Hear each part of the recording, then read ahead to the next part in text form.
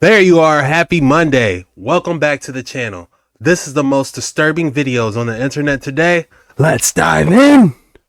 Did you know this was going on? There are vans driving around your city right now that can literally see through your walls and no one told you. They're called backscatter vans, and yes, they're real. These unmarked police vehicles are equipped with mobile X-ray scanners that can see through buildings, car doors, and even into your home from the street. You won't hear them, you won't know they're there, and they don't need a warrant. This isn't science fiction. These vans have been used in major cities like New York, Miami, and Los Angeles. The technology was originally designed for the military to detect explosives overseas. Now it's being used here on civilians with almost zero oversight. The vans fire bursts of ionizing radiation, the same kind used in TSA body scanners. But this radiation is mobile, more focused, and aimed straight through solid objects. No law requires police to inform the public. No study confirms it's safe. And there's no limit on who or what they scan.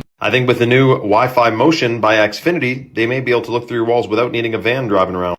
All I know is that it's getting a little bit much. All the stuff we're exposed to, the mind controlling, programming, the chemicals in the food, air, and water supply. First they're gang stalking. Now they have these X-ray vans. Wi-Fi and the AI can see us through our Wi-Fi. Our thoughts aren't even our thoughts anymore. I feel like our thoughts aren't even private. If you think about something too hard, some type of wavelength is going to catch what you're thinking and throw an ad at you. It's Nephilim. It is DNA manipulation. And the whole thing of end times DNA manipulation is as it was in the days of Noah. So as it was in the days of Noah, like what was going on? Well, the only person that came straight from Adam, and that by the time that Noah was around it says Noah was perfect in all of his generations. He was genetically perfect. He hadn't been contaminated by all these dark and demonic forces that manifested in all kinds of different ways. He was perfect, and he was generationally perfect. That's what the word of God says. He was perfect in all of his generations. Well, just exactly like that, there's this plan. One of the ways that Nephilim manifests, as you know, the giants that were in the days of Noah, the Nephilim, the Crimea, those kinds of things, they don't just manifest in the giant on the ridge or the manifest in the hairy creature in the woods or the skinwalker or whatever. They hide in God-king bloodlines. They hide in generation in bloodlines.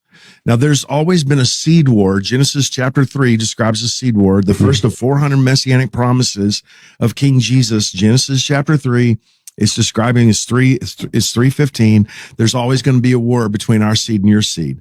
And then you go over into the book of Daniel. He says, hey, the head is as gold, the shoulders are as silver. It goes down to brass, and it gets down to iron and clay mix. And it says this whenever he interprets it in the book of Daniel, and their seed shall mix with yours. Talking about at the end times, that mixing of the seed's going to be a big priority. So if it's transgender, if it's transhuman, it's all about trans, which is transgression. Yeah, I believe things got out of hand. That's why they had to make the ark do a reset, a hard reset. Well, that would be a soft one. After the angels fought, that was a hard reset when the earth was formless and void.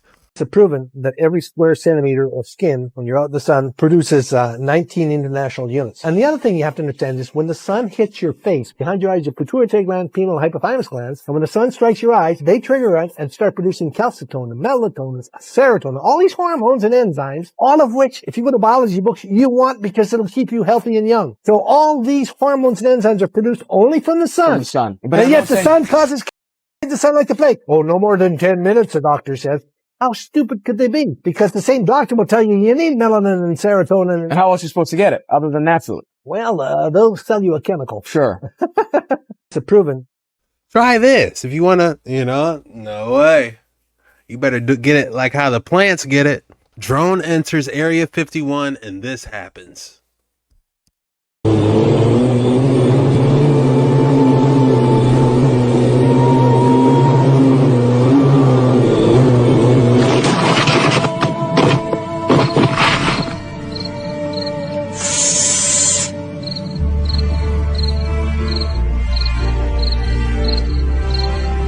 I was waiting for the alien to walk over it and pick it up. But this book helped me understand why they got rid of the bells. And I think we should hit on that one, actually. It's called a bovis scale. And what it is it's a dowsing scale. You can go around dowsing and you can find different scales. So 0 to 12,000 is the physical. 12,000 to 18,000 is the etheric field. And then 18,000 and up is the spiritual field. And it was interesting because when they used the bovis scale, when bells were ringing, they would ring at 13,000, which is the etheric field. So every single time in which a bell would be ringing, it would be tapping all the minds into the etheric field. This is why they got rid of the bells and they took them all down and destroyed them and everything after World War II, because what it was doing was changing the mind from being in the physical realm, basically, to the etheric realm at all times. When you want to get into the spiritual realm, because this takes it even farther in this book, they talked about the Buddhist and Hindu temples were at 18,000. So all the way up in the mountains, all the way at the top, some of the highest points. 18,000 in the spiritual realm. 18,000 what? Spiritual enlightenment points? I thought it was because of the Draco reptilians couldn't shapeshift when you ringing those bells. That's what I thought. There's a gift that's been given to us to survive called dissociation, where our physical body cannot escape a situation. And so our mind will physically separate itself. They call them now in modern language in neuroscience, trauma neural networks, in pockets of the brain that will physically in our neurons isolate themselves from the rest of the brain, take the trauma and put it there. People that have horrific car accidents and are yet conscious during the thing have no memory of it. That's dissociation. That's your body giving you a cushion because you got to survive until you can deal with that. Today we call it multiple personality disorder, dissociative identity disorder. But back then that was a way of governing and ruling and controlling not only the elite, but also those that were subservient to that. And that creates these split personalities. And you're predominantly given a left hemisphere and a right hemisphere between those, a day walker and a night walker. And the vast majority of the trauma, the abuse, and the programming happens with that night walker side. There's a Interesting. I hope no one has to go through that disturbing, traumatic experience. Didn't call them dinosaur, they called them dragon. The word dinosaur wasn't made up till 1841. It's a brand new word in the dictionary. I got some old dictionaries and looked for the word dinosaur. Even in 1891, the word was not in the dictionary. They called them dragons. Bible mentions dragons 34 times. Even in the 1946 dictionary, listed as now rare. As the population of people began to grow after the flood, the population of dinosaurs began to go down. Because nobody wants to live next door to a dragon. How many grizzly bears are roaming loose in the woods right here in Bucks County? None, right? How many were there 400 years ago, you think? Probably a whole bunch of them. Gilgamesh is famous for slaying a dragon. A Chinese legend tells about a guy named Yu. Says after the Great Flood, they surveyed the land of China and divided it into sections. He built channels to drain the water off to the sea and make the land livable again. Many snakes and dragons were driven from the marshlands. This piece of pottery from Egypt shows two long-necked dinosaurs. Why would they put dragons and dinosaurs on different pieces of pottery that are found from ancient civilizations? Didn't call them. That's an excellent question. But what about that you story? They're driving out the dragons from the marshlands? Because you know China, they even have a year of the dragon. If I'm not mistaken, this year is the year of the dragon or snake. One of them, rabbit, monkey, horse. It's one of them, you know? But one thing's for certain, they definitely talk about dragons a lot. I wouldn't be surprised if China had a few dragon bones kept somewhere that we really can't see. Like how the Vatican be holding stuff. China, show us those dragons. You don't see on the head? wind and sand erosion. You don't see these vertical fissures. But that's the part of the Sphinx that's sticking up above the sand that would be hit by wind and sand all the time. So are there chisel marks on it? Are the chisel marks as precise on the Sphinx's head as they are in the rest of the pyramids? Good question. Because if they're imprecise, that would speak to the ancient Egyptians or less not having advanced civilization, technology. I don't think there's any of what I would call the advanced tool marks on the head of the Sphinx. No. Well, yeah, there's nothing, like there's no computers, there's the whole where are the tools argument is one that gets raised all the time. And I think you hear this a lot of times with like the skepticism about ancient civilizations. It's okay, well, where they live, where are the homes, where are all these things? These are good questions. You don't see on the head wind and sand erosion. That's because they sculpted this from a much larger statue that was already here. This Sphinx head, the Egyptians walked up on the giant Sphinx and saw that it was a lion, probably eroded something like this. And you know what they did? They started carving it up, made a Sphinx head out of the Sphinx. Because this was originally a lion's body. If I can find something that goes out. Yeah, they working on it. You gotta give them props for dressing up. Hold on. We want a Sphinx aerial view. So we can see how they butchered the Sphinx. They found, just like how they found all these ancient buildings, guess what? They found the Sphinx, ladies and gentlemen. There we go. If you look at the head, right? Look at how small this head is on this body. This was supposed to be a massive... they don't want me to show y'all the truth.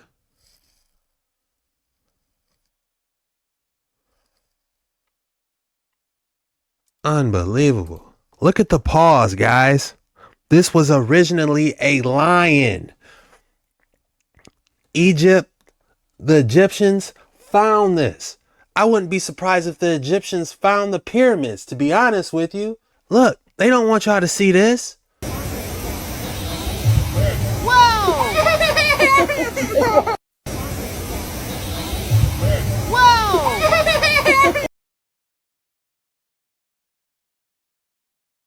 You better not laugh at that. He got dribbled. That dome piece got dribbled by that Tartarian vase. That's not funny, y'all. CERN admits that they are communicating with entities from the other side. Entities, or you mean demons? This collider and these beings that they're in communication with. So we're talking about the premier scientists on planet Earth right now who are actively engaged, according to their own words, communicating with something with a personality, in their own words, from another dimension. And that's the purpose of the collider. I mean, people need to understand this is not science fiction. This is fact. That's correct. What I write about in my novels, I place a storyline that is embedded with science fact. Everything that I present publicly in the books, public speaking, is all drawn from their own scientific journals and white papers. And then I'm able to see what they're doing. Not just extrapolate, but see in the real time what it is they're doing. Not a future agenda, but what they're doing right now today. The imminency of what they intend to do, which is opening this gateway. And understand that the world of science in terms of particle physics also overlaps into DNA, into biology. They're up to no good. They're trying to communicate with demons. They're messing our timeline up. You know, I even heard that they're letting dark matter in every time they do this. And only so much dark matter can be in our dimension before the veil gets lifted. I see the comments. I see the arguments. Everyone wants to know, who are the true descendants of Tartaria? But maybe we're asking the wrong question. Because somewhere along the line, we were all lied to. We were told Africa had no greatness before colonization, that our ancestors lived in mud huts while Europe built cathedrals, and now that we're uncovering the ruins of a lost civilization, suddenly, everyone wants to claim it. Let me set the record straight. Tartaria wasn't owned by one group. It was part of a global network. And Africa had its own empire, just as sophisticated, called Monomotapa or Mwenomotapa. Stone cities, sacred geometry, ancient technology, trade routes of gold stretching from the Zambezi to the Cape. Our own old world, buried, wiped clean, rewritten. So no, this isn't about one group being right. This is about all of us waking up to the same truth. A clean slate, a shared legacy. This channel will not allow comments that sow division among different races and cultures, nor will it allow any comments that claim exclusive ownership of this lost civilization. This will not be tolerated. We're not here to fight over the ruins. We're here to remember who we were. If the Boer remembers, and the Zulu remembers, then maybe, just maybe, we can remember together. We're all brothers and sisters, if you ask me. A lot of people don't see it that way, but I do. You know the only difference in steam and ice is the state of vibration of the water or the H2O. Do you know the only difference in where you are versus where you want to go is your state of vibration? Do you know that everything to get you there is already here? And it always has been. You know, when you take an idea and you impregnate it over and over again, you impregnate that idea into one cell. When you impregnate that idea into the cell, that cell is dividing 1 into 2, 2 into 4, 4 into 8. And the process goes on at the rate of 50,000 cells per second. And the more and more you act on it, even though you don't feel good about it, but you work with the idea, you start to develop this change in vibration. But what is really happening is you're impregnating the cells with the characteristic or the idea.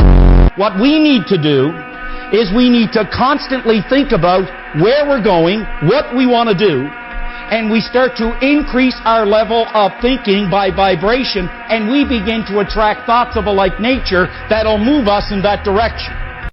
You know the only difference in steam and ice. I can't stress to everyone how true that clip is.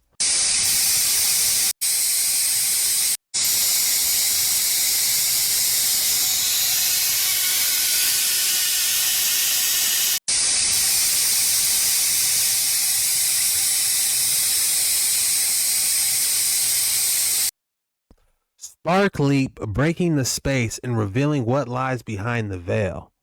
Are they opening some type of portal here?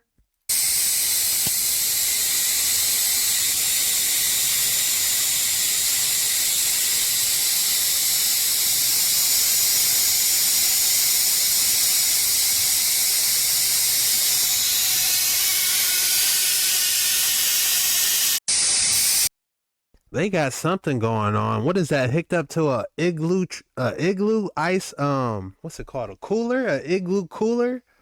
And I wonder if they got mercury inside there because something fishy's going on here. The demons today are the disembodied spirits of those Nephilim, those that were killed off in the flood and by even David and by Joshua and Caleb, all these remnant Nephilim, that their disembodied spirits cannot ascend into heaven.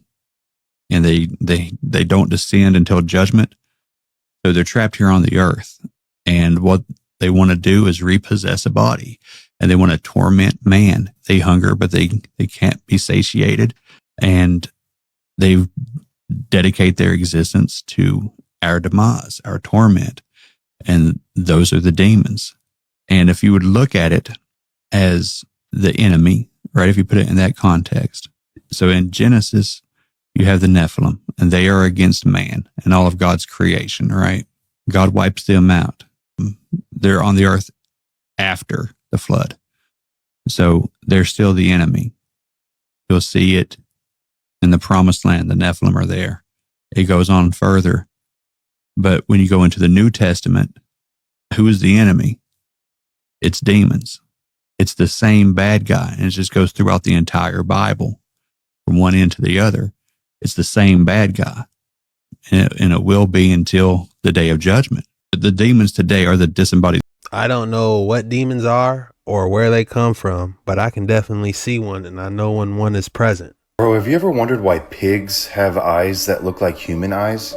I guess their eyes do look like human eyes. Oh, why? This might blow your mind, and I read it somewhere. So you know how in the Bible Jesus casted out a legion of demons into pigs? They didn't want to go to hell, so he casted them into pigs? Wait a minute. Is that why Jesus calls pork filthy? I'm not sure. but something else. Pigs aren't able to look up into the sky. Their bodies won't allow them to look up. Almost like it implies they can't look up to heaven. Okay, whoa. And it's not just that. This next one's gonna sound weird. I know it's gonna sound weird. But they have interviewed cannibal serial killers before, and when asked what human flesh tastes like, they say it tastes like pork. Wait, so you're trying to say that pigs are actually... How disturbing is that? Rare footage, man explains human history. We're the only planet that I'm aware of that uses currency. Well, don't worry, I'm going to take the music out so you guys don't got to deal with it. Okay. In fact, I had an experience where Morine and Phaseus had asked me to try to explain to them why we used money, or what they refer to as paper with pictures on it. So I spent a great deal of time in between contacts putting something together for them. And I had a contact. I was living in Malibu at the time up on Decker Canyon, and I had this opportunity to present this information to them. So as I'm presenting it, I'm going through it. I had a paper with me that I was reading it off and had little charts that I'd carried in my backpack. And when it was all over, and of course they already knew this information because they've been watching our history, Phaseus said, thank you very much. Morine said, thank you very much. I enjoyed it. But Phaseus just looked at me and he just had a very straight face. And he just said, I don't understand. And I said, well, what do you not understand? Now, Phaseus was always telepathic. He never learned to use his vocal cords. He said, I don't understand why you have to live, why you have to pay to live on a planet you were born on. Why do you have to pay to live on a planet you were born on? That question comes up a lot, doesn't it? It doesn't seem right. We should be outside eating from the garden. There's plenty of land for everybody. Everyone can have their own little section. Yeah, we're not going to be all downtown, but who wants to be downtown in the city anyway? You want to be out in the country, have your own piece of sliver on the land, be self-sufficient, grow your own food, you know? But we shouldn't be paying. They charge us for what? Water. Water should be free. That haunted me for many years, that statement. Because, how do we unravel that? They don't love us. They want us inside they farming us. It's just like the Matrix. They using us for a little 12-ounce battery, and they siphoning all our energy from us. Our thoughts, our work ethic, all that. What do we create in order to drop that paradigm? And how do we create it? Who's going to step up and say, you know what? We have fought wars over money. We have fought wars over gold. We have fought wars over this and fought wars over that. We have nearly destroyed the planet. We have destroyed species. We're destroying humanity. And it's all over power, wealth, and things like that. How do we move from this paradigm to the next paradigm? In the book of Acts, they described how, after Yahushua ascended, everyone put the money together and they distribute it to whoever needed it the most. I believe that's how they did it in the book of Acts. Right after Yahushua ascended. When I say Yahushua, that is basically Hebrew for Jesus. I saw some people in the comments asking. Some people say Yeshua. I say Yahushua. I found that breaking it down, Paleo, Hebrew, Tetragrammaton, yeah, that's another deep dive. And his father's name is Yahuwah. I know that there are a lot of folks trying, making suggestions, talking to people, sharing their perspectives. I know there are a lot of contactees or folks, there are hundreds and hundreds, probably thousands, who have not come forward yet. The extraterrestrial civilizations have given up on the governments of the world, of Earth, a long time ago. The only ones that are actually fully integrating with a lot of the Earth governments, you don't really want to meet anyway. So,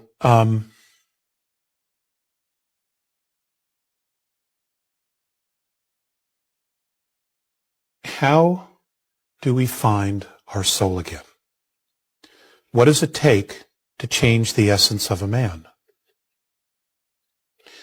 Is there a phrase? Is there a mantra? Is there a prayer? Is there an event? You know, what does it take to change the essence of a man or a woman? I don't have that answer, but I am asking the question, and I have been for a long time.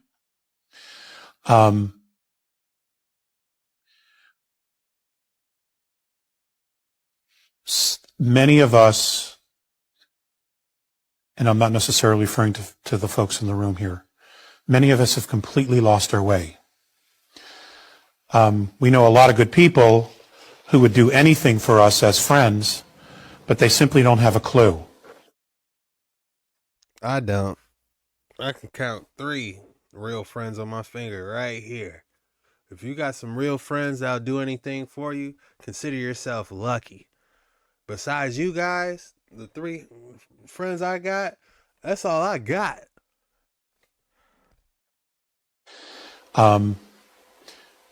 We want them to be aware of the changes that are coming, and you can put all this information in front of them and they're simply going to just dismiss it because it's too overwhelming to them.